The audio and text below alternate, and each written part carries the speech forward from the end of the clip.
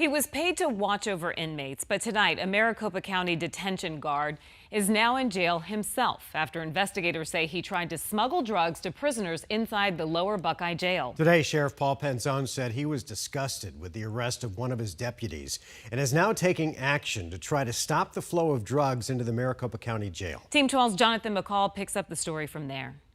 Just hours after his arrest, 26-year-old Andres Salazar facing a judge for the first time. The Maricopa County detention guard handcuffed by his own agency Wednesday. I'm disgusted. For allegedly trying to smuggle drugs inside the Lower Buckeye Jail where he worked. This was an ongoing investigation. This detention officer, who was hired in October of 2019, recently worked with inmates and some folks on the outside and attempted to bring fentanyl and methamphetamine into the jail. The arrest coming after a 4-week-long investigation. We have strong reason to believe this was his first attempt. Exceptional work by our investigators put them in a position to intercept him before he brought the drugs into the jail. Despite the arrest, Penzone says somehow, some way, inmates are still getting their hands on drugs inside Maricopa County jails. According to the office, more than 170 inmates OD'd on drugs last year.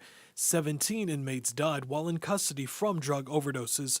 114 inmates tested positive for fentanyl. Penzone now wants to install body scanners at the county's jails, requiring thousands of workers to pass through them. So we'll determine with 5 jails there's a possibility. I'll purchase somewhere between 7 and 10, maybe more.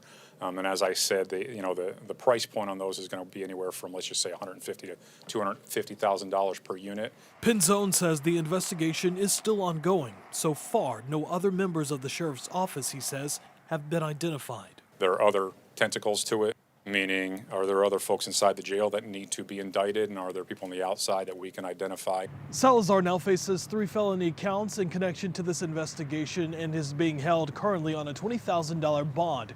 His next court appearance is set for January 18th. In downtown Phoenix, Jonathan McCall, 12 News. Jonathan, thanks.